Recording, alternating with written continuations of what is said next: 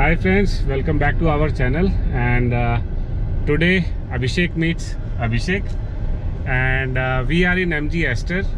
Abhishek is the owner of MG Aster और उन्होंने अभी तक करीब 5000 किलोमीटर चला लिए और आज हम इसकी माइलेज टेस्ट करेंगे और अभिषेक से बात करेंगे इस कार के बारे में। तो अभी हमने पेट्रोल भरा लिया है और करीब 35 लीटर फुल टैंक कराया है हमने और अब हम इसको ले जा रहे हैं नोएडा से ग्रेटर नोएडा की तरफ और फिर वापस आएंगे and then we will test what kind of mileage we get. और चलिए इस जर्नी में बात करते हैं अभिषेक से।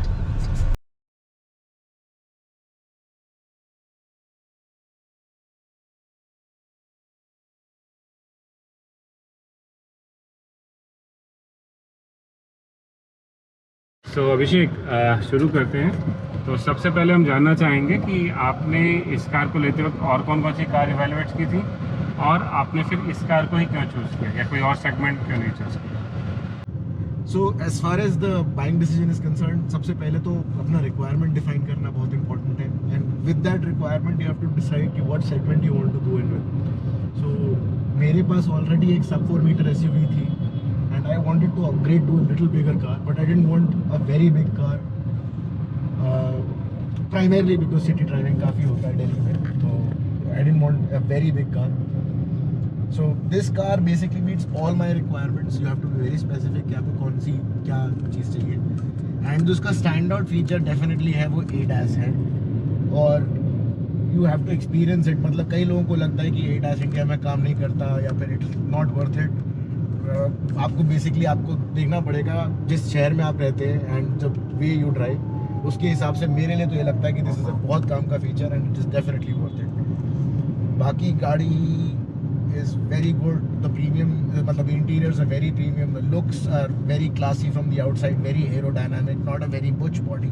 सो लुक्स आर वेरी सब्जेक्टिव, लोगों का अपना अपना चॉइस होता है, but for me it was a very good eye pleasure, so definitely a win win. Another very big thing here is that this car at the moment is still cheaper than your Creta, Seltos, Taygun, all of these cars. So despite being more premium in quality, despite having a little bit more features, इसका cost थोड़ा कम है, so that's also a very big plus point. Okay. So आपने जब Speed camera in 400 meters, drive below 100. Okay aunty ji. So जब आपने Left curve ahead. So ये इसके अंदर guidance features हैं जो आप टर्न ऑफ कर सकते हैं, बट ये इनबिल्ट नेविगेशन फीचर्स है, these are not Google map features. इसमें आपको स्पीड कैमरास के बारे में भी बताएगा, इसमें आपको आगे बताएगा कि कहाँ पे क्या टर्न है, सो हेल्पफुल। सो जब आपने ये कार ली और कौन सी कार्स आपने टेस्ट ड्राइव की और इवेलुएट की थी? सो जैसे मैंने बताया कि I was looking for a car in this C segment, SUV वाला सेगमेंट, एंड इसके अंदर की जितनी भी गाड़ियाँ आती हैं, right from S-Cross to Taigun to Seltos, Creta, मैंने सारी गाड़ियाँ ड्राइव करके देखी। और देखिए, गाड़ी is not about just the product, you are also buying a brand, you are also buying the service for at least 5 to 10 years, so you have to see everything. Main चीज़ ये आती है कि जब आप क्रेटा, सेल्टॉस जैसी चीज़ें लेने जाते हैं तो बिकॉज उनकी इतनी भयंकर बुकिंग लगी हुई है, इतना ज़्यादा वेटिंग टाइम है, वो आपको भाव ही नहीं देते हैं। उनको तो टेस्ट ड्राइव भी नहीं देनी थी, बड़ी मुश्किल से निकल पाई। सो MG वालों की अगर बात करी जाए तो they treated you like Kings. वो तो मतलब इतना ज़्यादा प्रीमियम एक्सपीरियंस उन्होंने दिया कि हम मर्सिडीज जैसे लेने गए हो। So that was a very good experience in just not buying the car but also the entire delivery experience and everything together. So you not only buying the car, आप proper उसकी brand के साथ भी associate कर रहे हैं, तो हर चीज़ देखनी पड़ती है। So okay, which one was the closest contender अगर बात करूं, अगर इसके अलावा सेकंड लिस्ट में आपके सेकंड प्रायोरिटी में कौन सी कार थी? Second priority में I would say just because of the product itself, I would say Seltos was a very good car. But the problem is, एक तो बहुत कॉमन है यार, लुक्स में मेरे को मज़ा नहीं आता था उसको देख के, because you just see it like lakhs right now. और दूसरी चीज़ थी कि उसके अंदर ये ADAS नहीं है। ट्रस्ट मी, ADAS जब तक उस गाड़ी में नहीं आता तब तक Speed camera in 400 meters, drive below 100. सो जब तक उसमें ADAS फीचर्स नहीं आते तब तक वो गाड़ी इसमें अगर मेरे को देखा जाए, अगर मैं कंपेयर करूं तो मुझे यही पसंद आती है। क्योंकि देखिए, ADAS का अगर मैं इतना बोल रहा हूँ, it actually cuts your driving effort bye 25 to 30%, that's a big deal. And then if you're paying around 20 lakhs, I think Right. this is one feature which is actually a smart feature. Right, बाकी सब right. gimmick है. क्योंकि देखिए गाड़ी मैंने 5,500 kilometre चला ली है, मैंने कम से कम 3 से 4 बड़ी हाईवे राइड्स करी हैं फॉर अराउंड 700 to 800 किलोमीटर्स। मेरा नॉर्मली तो यहीं पे सिटी ड्राइविंग होता है, drive around 40-50 kilometres every day. Trust me, ADAS is a lifesaver. अगर आपने नहीं ढंग से, अगर उसको देखो चलाने का भी एक तरीका होता है, you have to understand its limitations, its capabilities, और अगर आप उसको एक्सप्लॉइट करेंगे तो it will give you very good results. So काफ़ी ड्राइविंग के लिए मदद करता है। तो जब इसका ADAS फीचर देखते हैं, you can choose any car. So right now it is on. This green symbol means it is on and the maximum speed right now is 80. इसके ऊपर एक्सीड नहीं करेगा। सामने आप देख सकते हैं कि ये गाड़ी डिटेक्ट कर रहा है, जैसे ये एटियोस सामने डिटेक्ट कर रहा है इस गाड़ी को, and around Right curve ahead. मैंने एक गाड़ी के लेंथ का डिस्टेंस मैंने सिलेक्ट कर रखा है कि उससे ज़्यादा ना जाए। सो यू कैन सी ये सामने वाली गाड़ी अराउंड 70-71 की स्पीड पे चल रही है and we are following it like to the teeth. तो जब तक ये गाड़ी जैसे चलती रहेगी। अगर ये गाड़ी को स्पीड पकड़नी है पकड़ ले, and in case I want to overtake, I just have to give an indicator. मैं खाली लेन में आऊँगा और सामने वाली गाड़ी और अपनी मैक्सिमम स्पीड को देखते हुए मैं वो स्पीड पकड़ लूँगा। सो अभी Left curve ahead. गाड़ी ने आराम से 80 तक एक्सेलरेट किया and it will not be exceed that point. But in case सामने वाली गाड़ी स्लो होती है, ये गाड़ी भी स्लो हो जाएगी। सो मेरा पॉइंट बिल्कुल ज़मीन पे है। I am not touching the controls at all, I just have the steering in my hand. Speed camera in 600 meters. Drive इसको below बंद नहीं कर सकते? 100. I will close it, don't worry, there is a way. और आगे traffic है। But ये देखो स्पीड कैमरा यहाँ पे दिखा रहा है, और ऐसी हाईवे वगैरह पे जहाँ पे चलान होने का बड़ा नाटक है ना, ये काफ़ी हेल्पफुल है। ये आपके चलान रोक देगा, which is very very helpful. 1000 रुपए के चलान एक बार में हो जाते हैं इसके चक्कर में। So we are going towards Greater Noida. तो अब पूछते हैं हम कि इस गाड़ी का कौन से ऐसे फीचर हैं जो बहुत अच्छे लगे, आउटस्टैंडिंग, जो दूसरी किसी गाड़ी में नहीं दिखे, और कौन सी चीज़ें मिस कर रहे हैं इस गाड़ी में। तो सबसे पहले तो मैं नेगेटिव्स बोलना चाहूँगा, क्योंकि मेरे ख्याल से व्यूअर्स को यही रहता है कि क्या है। देखिए हर एक के लिए पॉजिटिव नेगेटिव अलग अलग भी हो सकता है, किसी को कुछ पॉजिटिव लगे, किसी को कुछ नेगेटिव लगे, but I will be speaking from my perspective. तो इस गाड़ी का सबसे बड़ा नेगेटिव है इस गाड़ी का नाम और इस गाड़ी का ये रोबोट।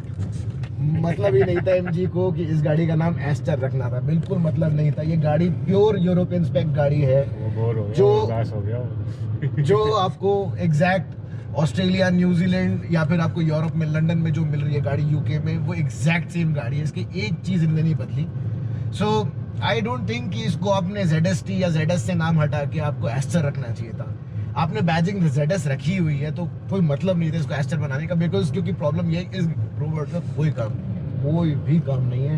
ये कनेक्टेड फीचर्स के लिए you just if they had taken it out, probably given an Alexa और अ Google Assistant और something, that would have been better. लेकिन इसका तो कोई काम नहीं है। कुछ कुछ चीज़ें इसकी अच्छी हैं जो वन शॉट कमांड्स होते हैं, जैसे टर्न ऑफ AC, तो ये बहुत सही चीज़ें हैं। और मैं दोबारा बोलूँगा टर्न ऑन AC, ये बहुत अच्छी चीज़ें हैं। बट ये 1-2 कमांड नहीं है, मतलब डे टू डे लाइफ की अगर मैं बात करूँ तो ये 2 या 4 कमांड हैं जो काम आते हैं, वरना ये गाड़ी का कोई मतलब नहीं है इसका।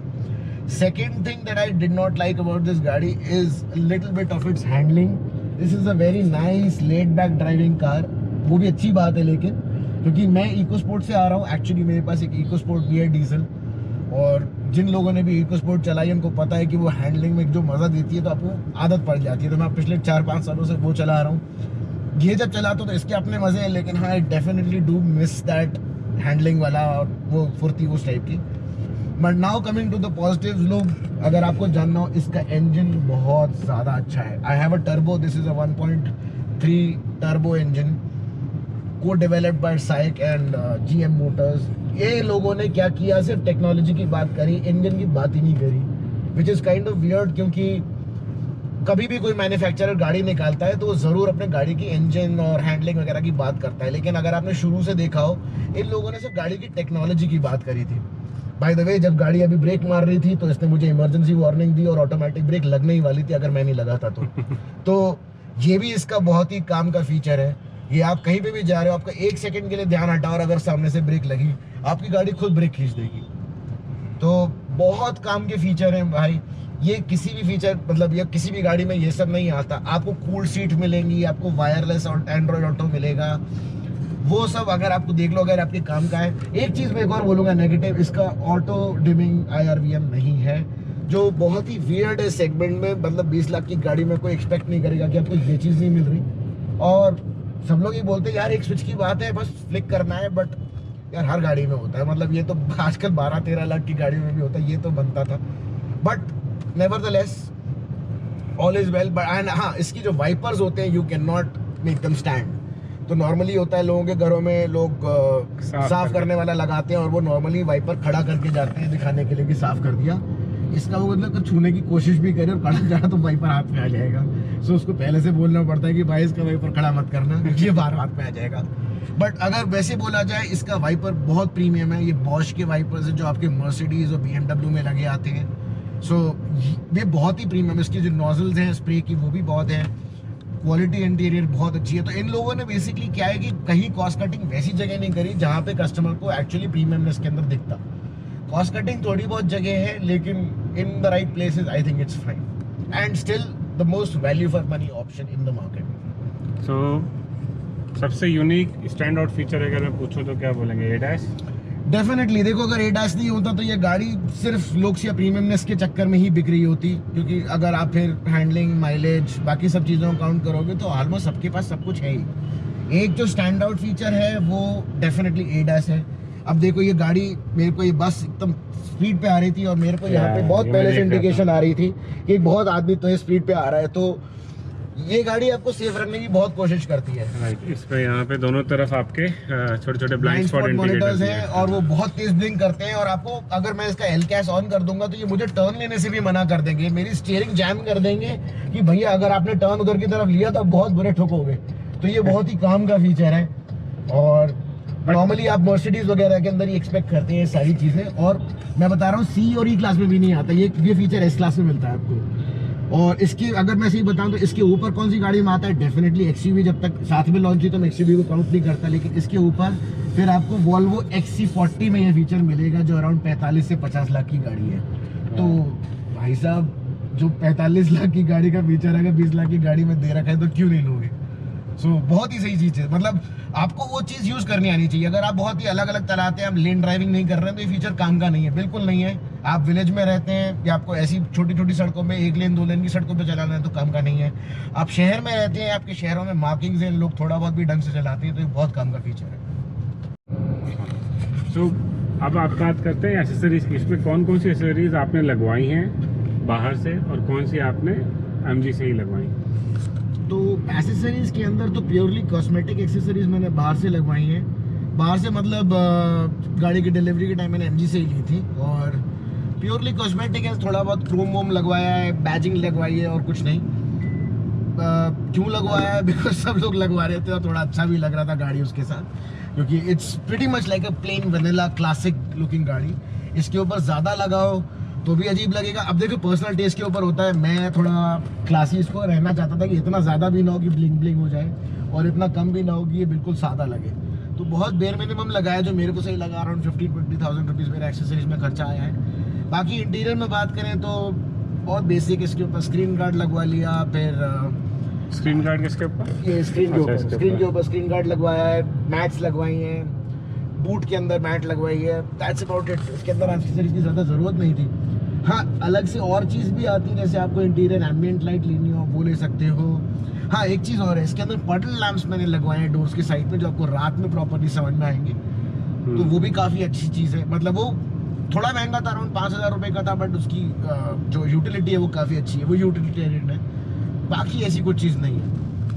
अनदर एक चीज़ है, लोग इसके अंदर अलग से जाके सबवूफर वगैरह लगवाते हैं। इसका कई लोगों ने इसकी ऑडियो सिस्टम बदल रखी है, क्योंकि ये कहते हैं कि इसके अंदर 6 स्पीकर ही है तो कम लग रहा है लोगों को, क्योंकि आजकल 7 स्पीकर्स और 8 स्पीकर्स और पता नहीं सोनी और बोस की क्या क्या सिस्टम्स आते हैं जो सेल्टॉस वगैरह भी में मिलते हैं।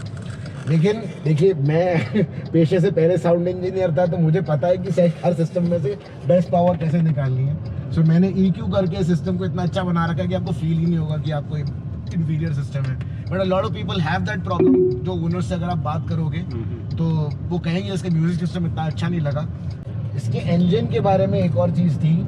अच्छा, ये 3 सिलेंडर इंजन है 4 cylinder? 3 cylinder, this is a 3 cylinder. और आपको मुझे feel नहीं होगा। मुझे फील नहीं हुआ बिल्कुल भी कि 3 सिलेंडर है। ये वही तो, ये इंजन कमाल का है और मैं बहुत सरप्राइज हूँ कि इंजन मतलब MG ने इंजन के बारे में एक भी बात नहीं करी। आप इस गाड़ी का ब्रोशर डाउनलोड करो, आपको एक भी पिक्चर नहीं मिलेगी इंजन दिखता कैसे है। मतलब इन लोगों ने अपनी गाड़ी को अंडरसेल कर रखा है और लोगों को इसीलिए विश्वास नहीं हुआ। मगर मैं प्रॉपर रिसर्च करके बैठा था, मुझे पता था इस गाड़ी में प्रॉपर वैल्यू है। तो ये 3 सिलेंडर इंजन है और इसके अंदर बिल्कुल भी टर्बो लैग नहीं है। आप पहले 2 गियर में आपको समझ में ही नहीं आएगा इसी गाड़ी में बिल्कुल टर्बो लैग है, बल्कि इसका इतना पिकअप इतना स्मूथ है because of the torque converter gear box.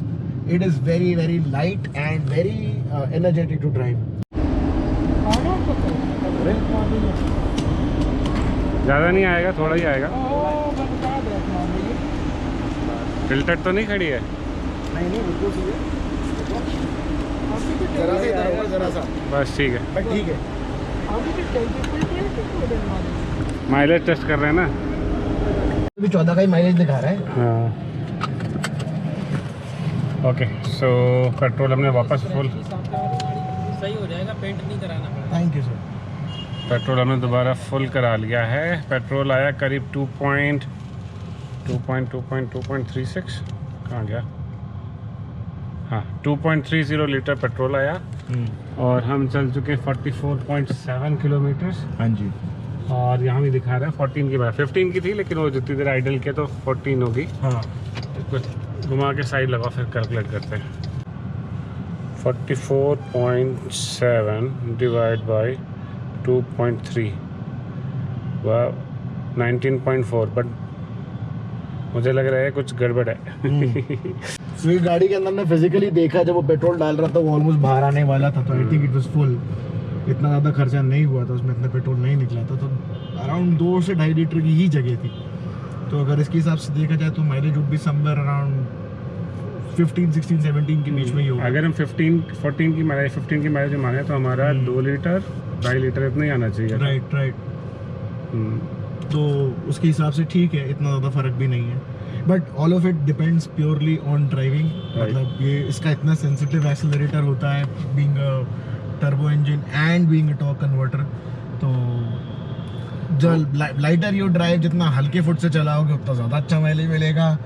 अगर आप थोड़ा थोड़ा पुश करोगे तो गाड़ी का माइलेज उतनी जल्दी खत्म भी होगा। आपने वैसे पहले tank full to tank full mileage note किया इसका? हाँ, नोट किया और मेरे को अराउंड 12 से 13 के करीब मिलता था। तो उसमें और इसमें कितना डिफरेंस लगा? उसमें ये कि अभी हमने पर्टिकुलरली थोड़ा स्लो, थोड़ा आराम। मेरा कहने का मतलब है कि जो यहाँ MID में आपको दिखाता है और जो आप टैंक फुल कैलकुलेट करते हो उसमें कितना डिफरेंस आता है? ज़्यादा से ज़्यादा मैक्सिमम 1 लीटर तक का फ़र्क आता है, इससे ज़्यादा नहीं। मतलब 1 किलोमीटर वाला टाइप का फ़र्क कि पर किलोमीटर वाला। अगर मैं बोलूँ कि यहाँ पे 12 दिखा रहा है तो अराउंड 11.5 के करीब ही होगा या 11 होगा मैक्सिमम। इतना ज़्यादा फ़र्क नहीं है। ओके, सो अभी थोड़ा सा हमारे कैलकुलेशन कह नहीं सकते एग्जैक्ट सही है, बिकॉज 19 पॉइंट समथिंग की एवरेज दिखा रहा है कैलकुलेशन के हिसाब से, और एज़ पर MID हम लोग की कैलकुलेशन मतलब माइलेज है 15, विच इज़ गुड। एंड अब हमारा ये माइलेज का रिव्यू ख़त्म होता है यहाँ पे। और अगर आप लोगों को कुछ और क्वेश्चंस पूछने हैं अभिषेक से MG एस्टर के बारे में, हमें कमेंट्स में लिखिए और हम अभिषेक से फिर दोबारा मिलेंगे और फिर से उन क्वेश्चंस का आंसर करेंगे। और अब मैं थोड़ा सा मज़ा लूँगा गाड़ी चलाने का और ख़त्म करते हैं यहाँ पे वीडियो। Bye bye.